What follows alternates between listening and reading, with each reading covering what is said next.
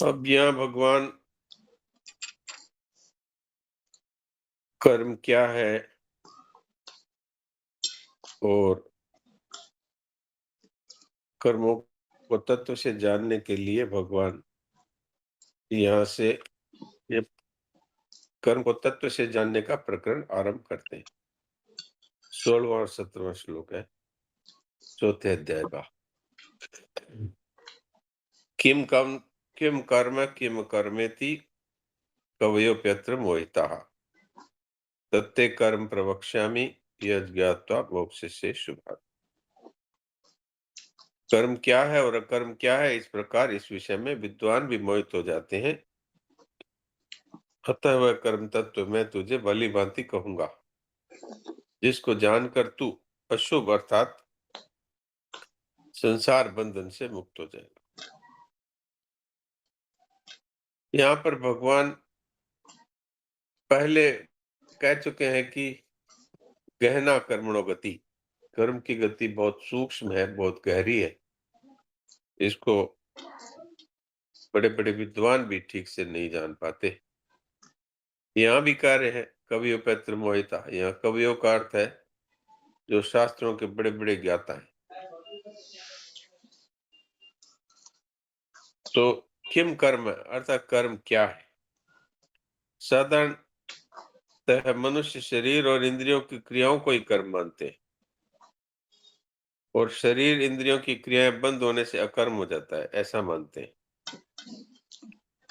पर भगवान ने चाहे शरीर से हो, चाहे वाणी से हो, चाहे मन के द्वारा हो, शरीर से चाहे दिखती क्रियाएं हो तो मन के द्वारा चाहे न दिखने वाली क्रियाएं हो, चिंतन हो, सब कोई कर्म माना है।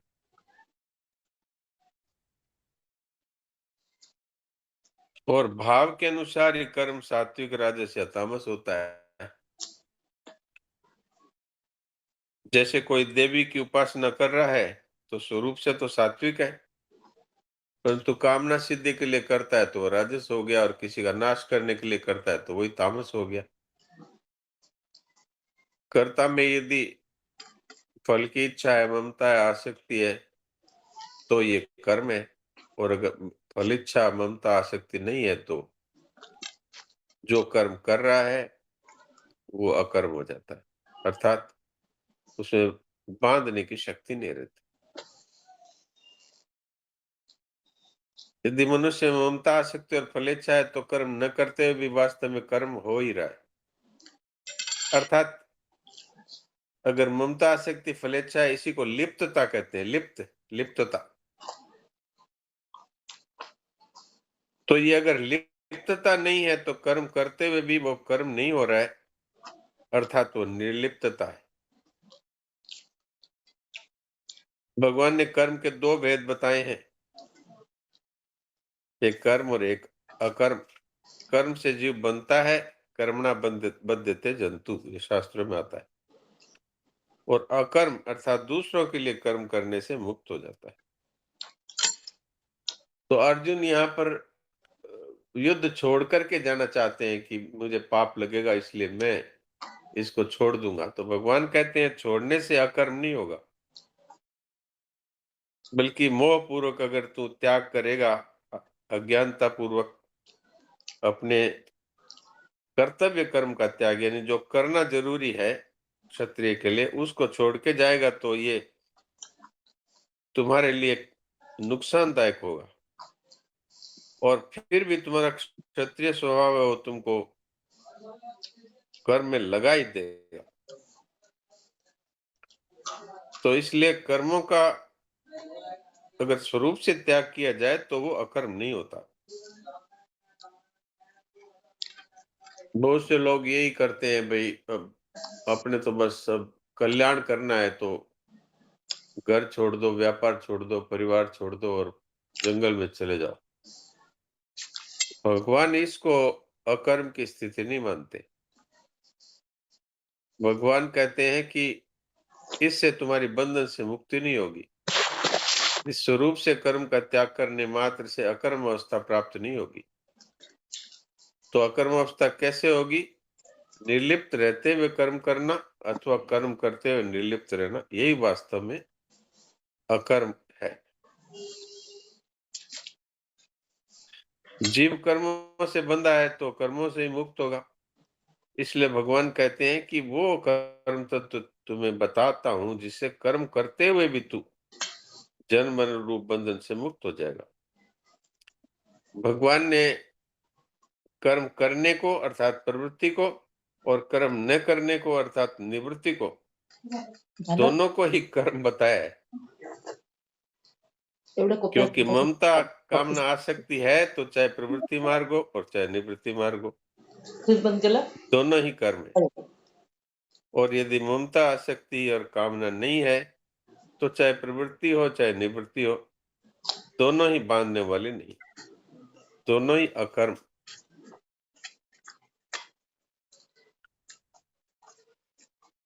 तो ये मूल बात इस श्लोक में महाराज जी ने कही। और एक बात कही है जो अभी आपने सुनी है कि कर्मयोग वास्तव में ये कर्म, ये एक प्रकार से कर्म की इसमें मुख्यता नहीं है, इसमें विवेक की ही मुख्यता है। क्योंकि ये सेवा है, तो सेवा में क्या है मूल तत्व, जिसकी वस्तु है उसी की सेवा में लगा दी। तो ये वास्तव में उसी की चीज उसी को दी है, तो त्याग क्या हुआ? ये तो विवेक हुआ।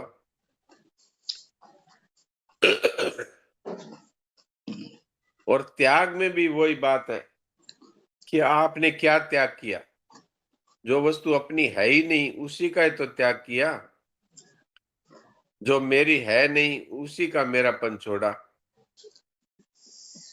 जो अपने को मिल सकती ही नहीं उसी की तो कामना छोड़ी, जो हमारे स्वरूप तक पहुंचती ही नहीं उसी की तो आसक्ति छोड़ी। तो वास्तव में त्याग क्या किया? ये भी विवेक ही है। तो कर्मयोग का तात्पर्य वास्तव में मूलतः कर्मयोग कोई कर्म नहीं है बल्कि विवेक ही है। और भगवान यहाँ पर शुभ और अशुभ की बात कहते हैं। जीव स्वयं है, वो परमात्मा का अंश होने से शुभ है, और ये सदा बदलने वाला, सदैव मृत्यु के मुख में रहने वाला शरीर और संसार ही अशुभ है। तो भगवान कहते हैं अगर तू कर्म के तत्व को जान जाएगा तो तू इस अशुभ अर्थात संसार से मुक्त हो जाएगा, जन्म मरण से रहित हो जाएगा। ये बात मूल रूप से आई है। अब इसमें कोई विशेष बात हो तो आप बताइए, अथवा हम लोग आपस में विचार विमर्श करते। नारायण नारायण। नारायण नारायण नारायण नारायण। डॉक्टर साहब ये जो आया ना पेज 312, हाँ जी, इसकी राइट साइड में जो विवेक के ऊपर आया है, हाँ जी, हाँ जी, तो इसमें ये विवेक जो है वो स्वतः सिद्ध है, हाँ इसलिए जी, हाँ, कर्म योग भी स्वतः सिद्ध है। अब हाँ बात जी, कर्म योग में परिश्रम नहीं है, ये बात तो हाँ, समझ में आ गई। लेकिन हाँ, आगे आया है कि इसी प्रकार ज्ञान योग में अपना असंग स्वरूप स्वतः सिद्ध है। यानी जी, कि ज्ञान योग में अपना जो शरीर के अंदर जो कहते हैं हम मैं हूं, उसका हाँ, असंग होना ये। हाँ जी, हाँ, तभी वो ज्ञान स्वरूप योग में में भी, आएगा। हाँ, ज्ञान योग में भी असंगता स्वतः सिद्ध है, कर्म योग में भी असंगता स्वतः सिद्ध है, और भक्ति योग में भी भगवान के साथ अपना संबंध पहले से ही है। तो ये समझ जो होती है तो आगे, लेकिन अपना यहाँ पे जो स्वरूप, शब्द ज्ञान योग में अपना हाँ जी, बोलिए असंग बोलिए। स्वरूप स्वतः सिद्ध है, ये बात भी तो भगवान खुद ही कहते हैं कि भाई तुम तो मेरे साक्षात अंश हो। और तुलसीदास जी महाराज भी कहते हैं ईश्वर अंश जीव अविनाशी चेतन है, मल रहित है और आनंद से परिपूर्ण है, दुख का इसमें सर्वथा अभाव है। तो ये पहले से है।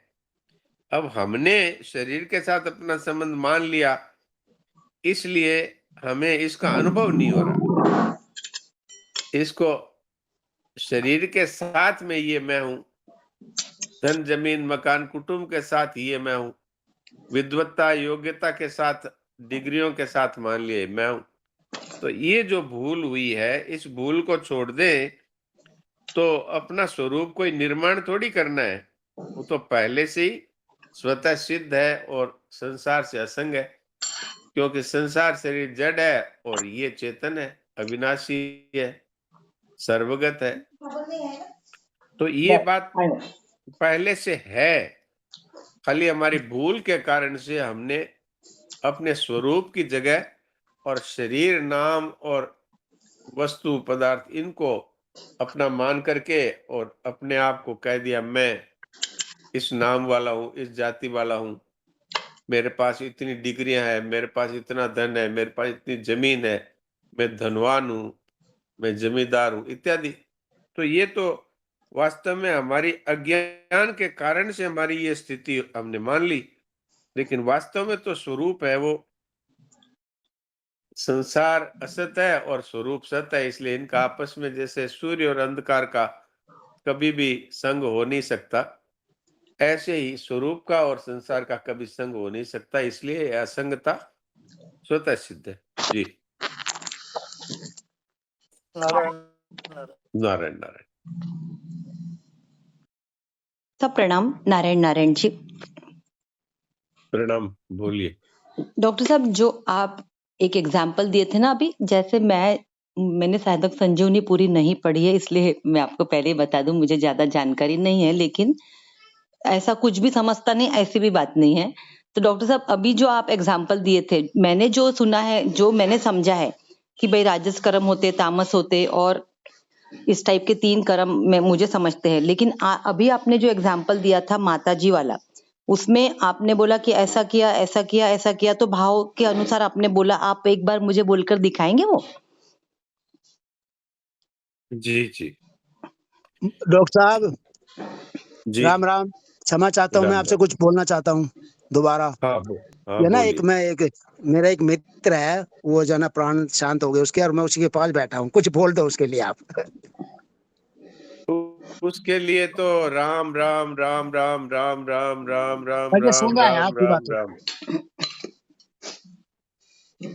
उसके लिए तो यही बोलना है। बस ये शब्द आपने बोल दिया महाराज जी, बहुत बहुत धन्यवाद आपका, बहुत बहुत धन्यवाद। और ये जितने राम राम हम लोग बोल रहे हैं, सबका फल उस जीवात्मा को प्राप्त हो। ठीक है, बहुत राम उत्तम। राम राम राम राम राम राम राम राम राम राम। सभी लोग राम राम राम राम करें बहुत राम और बोलना है, किसी उनका ने स्पीकर राम बंद राम रखना है, राम स्पीकर राम खोल राम के कोई मत बोलो, ये वैसे राम डिस्टर्ब राम हो राम जाएगा। राम राम राम राम राम राम राम राम राम राम राम राम राम राम राम अपना राम म्यूट राम खोलने की जरूरत नहीं है, मन मन में बोलो राम और समर्पित कर दो। राम राम राम। बहुत बहुत बहुत बहुत धन्यवाद, बहुत बहुत धन्यवाद आपको सभी का। नारायण नारायण नारायण नारायण। जी जी जी।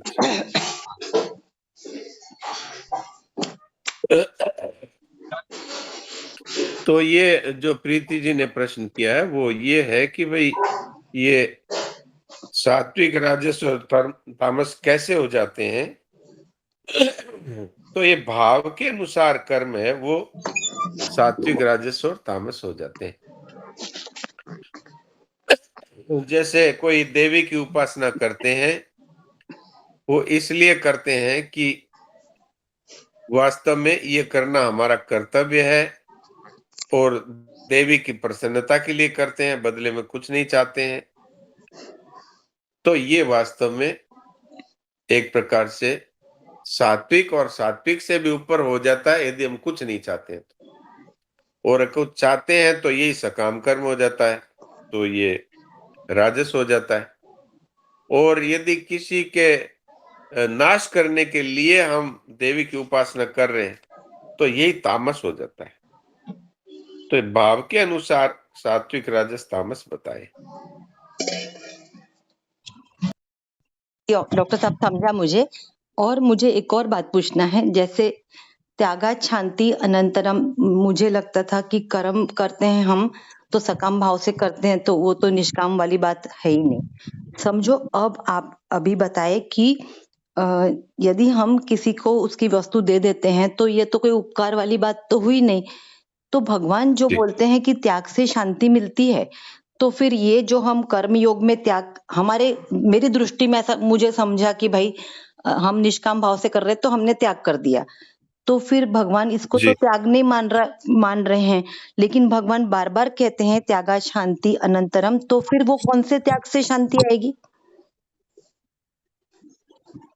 अगर हम अपना मान करके देते हैं तो हम पहली बेईमानी ये कर रहे हैं कि भगवान की दी हुई वस्तुएं उनको हम अपना मान रहे हैं, अथवा संसार से ही जो हमको सब कुछ मिला है, क्योंकि जन्मे तब हम साथ में क्या लाए, शरीर भी साथ नहीं लाए, माता पिता का दिया हुआ है।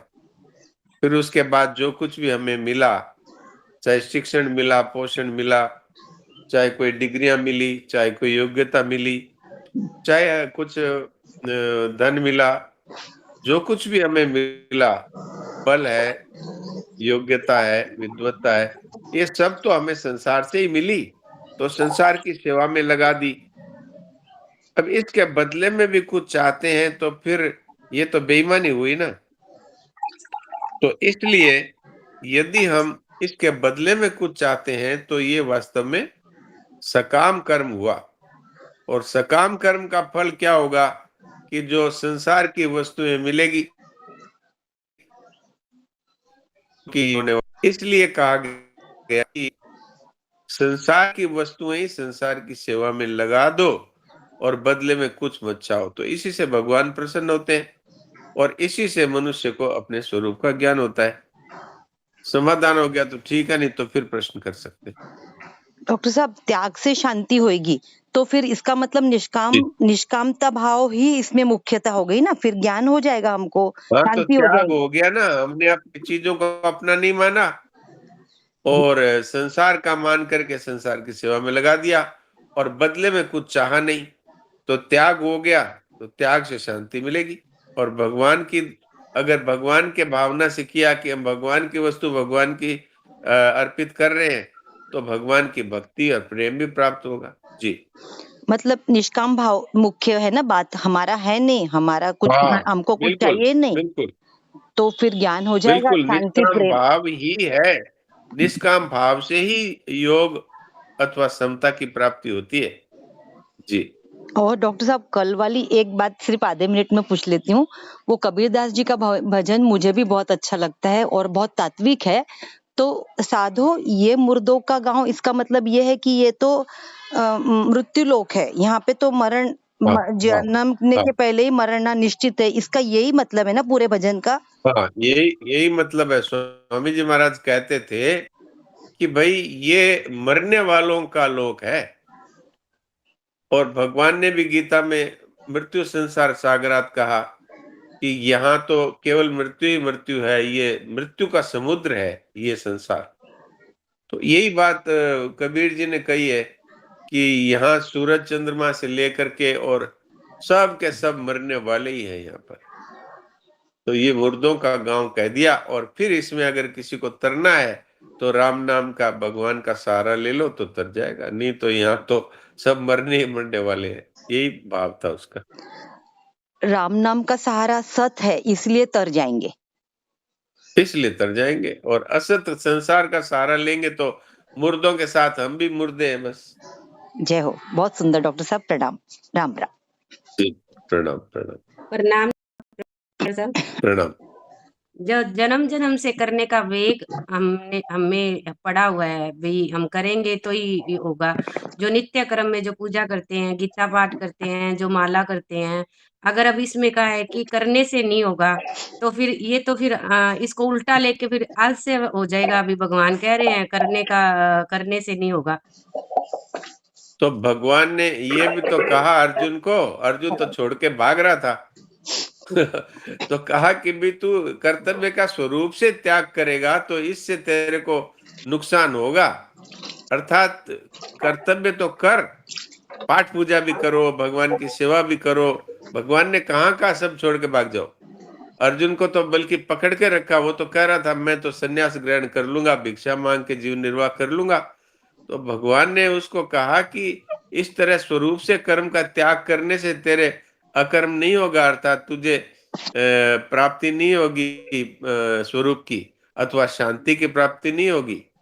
और कर्तव्य को करते हुए तू केवल कर्तव्य का पालन कर रहा हूं, मुझे इसके बदले में कुछ नहीं चाहिए, और इससे प्रजा का हित हो, प्रजा को ऐसे दुष्ट शासकों से बचा करके और युधिष्ठिर जी जैसे धार्मिक शासकों का शासन लाने की दृष्टि से सुख दुख लाभ हानि जय पराजय मान अपमान सबको समान समझ करके कार्य कर। तो इसलिए यदि हम भगवान की भी सेवा पूजा करके और कुछ कामना रखते हैं, उसकी मनाही है, लेकिन सेवा पूजा छोड़ने की बात कहीं भी नहीं कही। भगवान ने किसी भी कर्म को छोड़ने की बात नहीं की, बल्कि ये कहा कि कर्तव्य कर्मों का यदि तू त्याग करेगा तो तेरा पतन हो जाएगा। इसलिए ये जीवन मुक्त महापुरुष भी, ओ महाराज जी को भी मैंने देखा है, रात को 12 से 1 के बीच में, 1:30 के बीच में उठ जाते थे और अपना नित्य कर्म पाठ पूजा इत्यादि सब करते थे। तो इसलिए ये त्याग की बात नहीं कही है। यहाँ त्याग का अर्थ स्वरूप से त्याग नहीं है। त्याग का अर्थ है कि केवल भगवान के लिए करना अथवा केवल संसार के हित के लिए करना। महाराज जी ने तो यही कहा, साधन भी, भजन भी, जप भी और पाठ पूजा भी सब का सब संसार के हित के लिए करें, क्योंकि अपना स्वरूप तो पहले से मुक्त ही है, उसके लिए तो कुछ करने की आवश्यकता ही नहीं है, इसलिए कहा। जी, अब इसमें कोई प्रश्न है तो फिर कर लीजिए। नहीं, बस ये मन से ऐसे कि जो भी पाठ कर रहे हैं, जो भी नित्य कर्म कर रहे हैं, गीता का पाठ, माला, वो सबके कल्याण के लिए, ये भाव रखे मन में। सबके कल्याण के लिए अथवा भगवान की प्रसन्नता के लिए, दोनों में से कोई भी अच्छा लगे उस हिसाब से करें। मैं अपने लिए कुछ कर रही हूं या इससे मुझे ये मिलेगा, इससे मुझे वो मिलेगा, यहाँ संसार में शांति रहेगी और सुख समृद्धि रहेगी और मरने के बाद में मुझे ऊंचे लोगों की प्राप्ति होगी, इस तरह का कोई भाव नहीं रख करके केवल परमात्मा की प्रसन्नता के लिए अथवा संसार मात्र के जीव मात्र के हित के लिए ही ये पाठ पूजा हो रही, तो फिर ठीक है, वो मानने वाला नहीं होगा। तो जी एक एक छोटा सा संदेह हो रहा है, तो जैसे हम हाँ भगवान के बोलिए। बच्चे हैं, जैसे हाँ हमारे बच्चे भी हैं, तो फिर उनके लिए अगर कोई कामना मन में आ जाती है तो?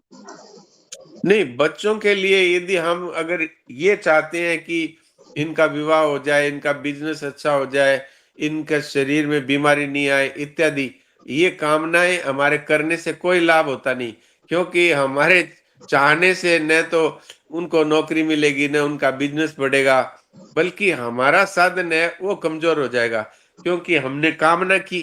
अच्छा, आप खाली इसी बच्चों के लिए करते हैं, दूसरों के लिए नहीं करते, इससे सिद्ध हुआ कि ममता पूर्वक ये हो रहा है। और यहाँ पर बात ही हो रही है कि ममता का त्याग, कामना का त्याग। अब इसमें ममता भी हो गई कि मेरे बच्चों का भला हो या मेरे बच्चों का हित हो।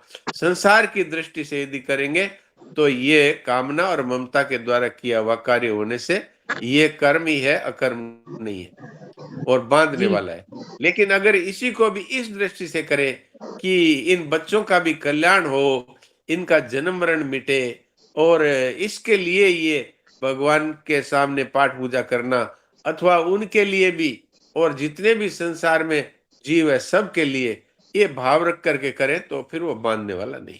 जी जी डॉक्टर साहब, धन्यवाद, समझ आ गया। जी, राम राम। महाराज जी राम राम। राम राम। जी जी बोलिए भैया, बोलिए। हाँ महाराज जी, ये आप तो ये भी बोल रहे हैं ना कि हम भगवान से मतलब कामना करके भी मांगते हैं तो बुरा नहीं है। हाँ वो 2 नंबर की बात है। वो तो 2 नंबर की बात है कि अगर मांगे बिना रहा ही ना जाए तो भगवान से ही मांगेंगे और किसी से नहीं। तो भगवान है वो दया करके उनको भी अपना भक्त मानते हैं। 4 तरह के भक्त बताए ना, चतुर्विधा भजन्ते माम जना सुकृतिनो अर्जुन, आर्तो जिज्ञासुरर्थार्थी ज्ञानी च वरदर्शव। इसमें ज्ञानी को सबसे श्रेष्ठ माना है क्योंकि वो किसी प्रकार की कामना न रखते हुए भगवान से प्रेम कर रहा है, और बाकी को माना है ये कष्ट दूर करने के लिए कर रहा है, लेकिन आखिर मेरे से मांग रहा है और किसी के प्रति उसकी मांग नहीं है, इसलिए वो मेरा आर्त होते हुए भी और अर्थार्थी अर्थात धन चाहते हुए भी ये भी मेरे भक्त ही है, ऐसा भगवान उदारता पूर्वक कहते हैं। वास्तव में तो वो मांगते ही हैं, लेकिन भगवान कहते हैं मेरे से मांगते हैं, इसलिए उनका उद्धार कर देते हैं भगवान। जी जी महाराज जी, हम लोग तो पहले विषयी ज्यादातर हैं, विषयी हैं तो, और हम लोग पूरा दुनिया का कल्याण चाह रहे हैं, तो बोले तू है तो खुद तो अपने तू नीचे गिरा हुआ है, तू कहाँ पर है और तू पूरा दुनिया का ही कल्याण कर रहा है, तो ये कहाँ से? नहीं, तब तक ही नीचे गिरे हुए हैं जब तक हम अपने लिए कुछ चाहते हैं। जब हम दूसरों के लिए चाहेंगे तब फिर हम गिरे हुए नहीं रहेंगे, फिर तो मुकुटमणि है, क्योंकि पूरे संसार का हित चाहने वाले भगवान है, तो आप भगवान की सधर्मता को प्राप्त हो जाते हैं। जी इसलिए महाराज। हाँ जी, इसलिए हमारा ये फर्ज है, आज तक जो हमने तुच्छ भावना रखी थी कि मेरा ही हो जो कुछ, इसी तरह से कल्याण भी मेरा ही हो, ये है तो ठीक, लेकिन ये 2 नंबर की बात है। 1 नंबर की बात ये है एक भक्त ने तो यहाँ तक कहा, सेठ जी के उसमें आता है आप, कि भाई अगर सबका कल्याण, सेठ जी ने मांगा भगवान से कि सारे जीवों का कल्याण कर दो, तो भगवान ने कहा भाई ये तो संभव नहीं है, उन सब के पाप कौन भुगतेगा? बोले पाप मैं भुगतूंगा, आप भुगताते रहो, मैं भुगतता रहूंगा। तो ये कितनी ऊंची बात है कि सबका कल्याण हो। तो अभी भी सेठ जी कह रहे हैं कि वो कुर्सी खाली है, कि सबका कल्याण अभी तक हुआ नहीं, तो प्रमाण क्या है? बोले हम लोग बैठे हैं ना। तो इसलिए भाव जितना ऊंचा होगा उतना ही भगवान को प्यारा होगा। जी जी प्रणाम महाराज, प्रणाम। डॉक्टर साहब ये भी तो कहते हैं ना भाई, स्वामी जी महाराज कहते हैं सर्वे भवन्तु सुखिनः, बोला भाव तो यही रखो, बोला भाई, उससे बहुत हाँ मतलब हाँ। बिल्कुल, सर्वे भवन्तु सुखिनः, सर्वे सन्तु निरामया, सर्वे भद्राणि पश्यन्तु, मां कश्चित् दुःख भाग् भवेत्। यही है सबसे ऊंचा भाव, यही है कर्मयोग का सार है। हाँ जी, कल्याण जी आप पूछ रहे थे क्या? एक दो बार म्यूट खोला था। कल्याण कुमार जी आपने पूछना है कुछ? गलती से खुला होगा। हाँ हाँ ठीक कोई है बात, ठीक है ठीक है, कोई बात नहीं। तो भजन सुनाए।